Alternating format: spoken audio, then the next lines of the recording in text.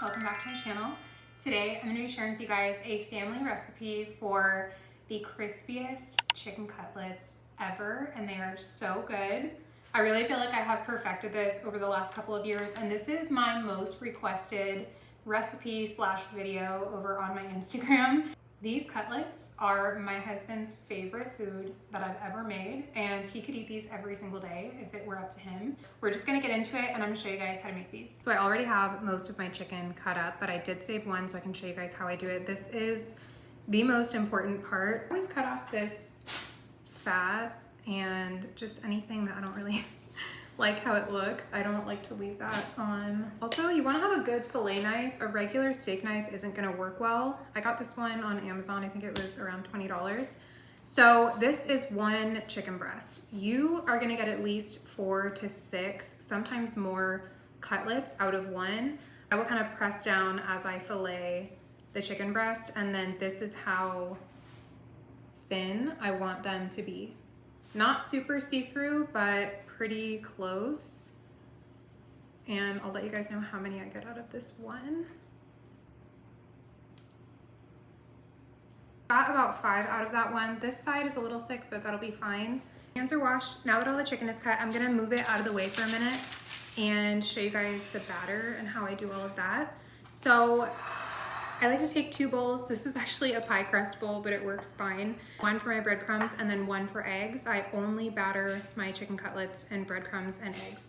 For breadcrumbs, I like to use Italian seasoned breadcrumbs. You can do any brand. I also don't stop there, and I add a couple more things into it. So the first thing I add is garlic powder. I measure this by heart, but I do like a good amount of garlic powder. So if you don't like as much, you can either leave it out or just do less. I also like to add a little bit of salt to the breadcrumbs as well. Definitely don't want to do too much because then they'll come out way too salty. So if I had to say how much, probably like 2.5 teaspoons of salt, and it can be any type of salt. Last thing I add is grated Parmesan cheese. Just kind of measure with my heart. About that much. And then I just take a fork and we're gonna mix it. I'm gonna set that aside. And then we're gonna do the egg. I probably do between 4 to 6 eggs, depending on how much chicken I have.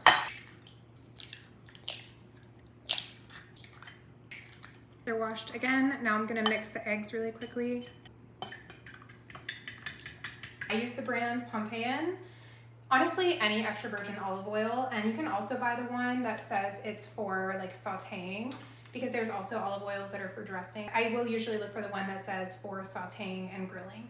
So the pan that I use is just a more flat, wide pan. This was passed down to me, so I can't link it. And I'm gonna fill the pan with probably like 1/2 inch of oil. You want enough, but not too much that the cutlets are drowning. I'll show you guys up close in a second. I do about this much. And then for heat, I'm gonna do between the 2 and the 4 on my stove, closer to the 4.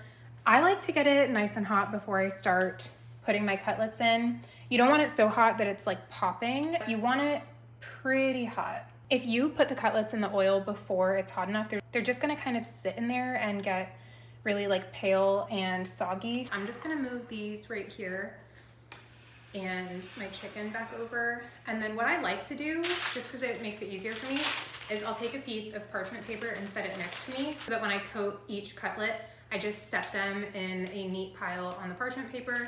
And then I just pick the parchment paper and walk it over here. And then it's one less thing I have to clean. So I'll put just a couple cutlets in the egg at a time, and then I will start breading them. You can use tongs or a fork. I honestly just use my hands because it's the easiest, and tongs kind of like hurt my wrist when I use them for too long. So you'll coat it fully in the egg, and then you just drop it right over into the breadcrumbs, and all you want to do is just pat it in and coat both sides evenly.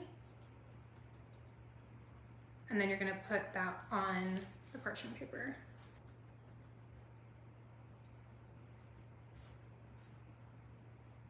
I did not pick the best shirt to wear doing this, but that's totally fine. I also forgot to put an apron on, but I do like to wear those. I'm gonna get all of these done and then I will be right back and show you. Now I'm just gonna transfer this over to the counter next to my stove. And it's also okay if you stack them on top of each other. They don't have to be completely separate.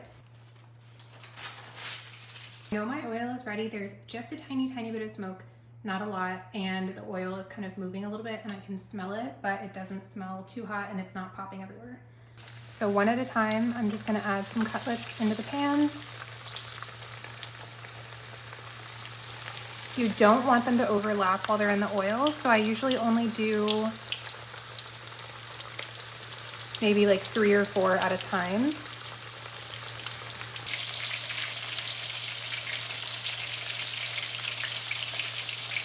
And then I don't like to flip the cutlets until they're pretty golden brown. I'm gonna show you guys the color that it'll be when it's not quite ready, and then the color that they have to be when they're ready. The key to this recipe is getting them crispy and golden brown, not soggy.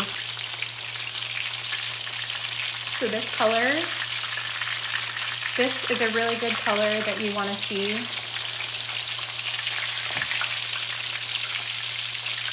And then on the other side of my stove, I like to have a cookie drying rack with more parchment paper on it.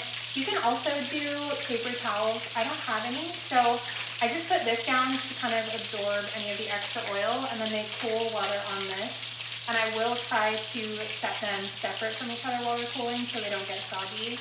Kind of transfer it over to this drying rack.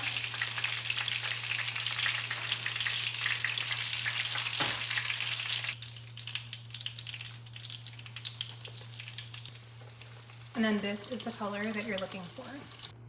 Okay, they are all done and cooling off. For the oil, I like to set the pan aside and let it cool off a bit.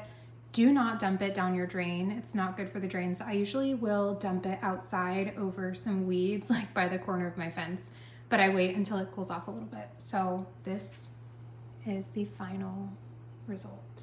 And that is how I make my crispy chicken cutlets. I really hope you guys enjoyed this video and that you try it out. If you try this, please message me or leave me a comment and let me know how they turned out. Let me know how you guys like them. I have a couple other recipes I want to film and share next. I make these usually with a red sauce and I want to share my red sauce recipe. I also love dipping these in homemade garlic aioli. It is so good. So I'll also have to share that recipe as well in another video. If you did like this video, I would really appreciate it if you would give it a thumbs up and leave a comment and share this with your friends or share it with someone who is wanting to learn how to make these. Thank you so much for watching and I'll see you guys in my next video. Bye!